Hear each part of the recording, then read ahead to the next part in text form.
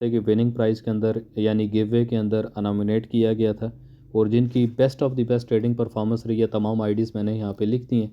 तो जिसका भी आईडी का नाम आता है, जो फर्स्ट प्राइज़ होगा वो $100 है, सेकंड प्राइज़ जो मैंने कोट किया था वो $50 है, और थर्ड प्राइज़ जो है वो $30 के। ऑलरेडी मैं ग्रुप में भी बता चुका था लकी ड्रॉ के हवाले से कि जिसकी परफॉर्मेंस सबसे अच्छी रहेगी इस दफ़ा, जो स्टूडेंट सबसे ज़्यादा बेस्ट ऑफ द बेस्ट अपनी परफॉर्मेंस दे रहे हैं,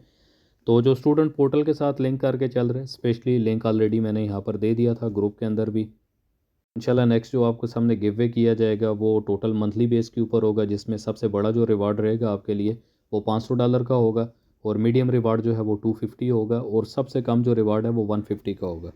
सिंपल आप मुझे अपना अकाउंट देंगे, अपनी एक्सनेस की ईमेल देंगे, आपका रिवार्ड आपको इंटरनल फ़ंड ट्रांसफ़र कर दिया जाएगा। तो चलें स्टार्ट करते हैं इसको, देखते हैं कि फ़र्स्ट विनर कौन है।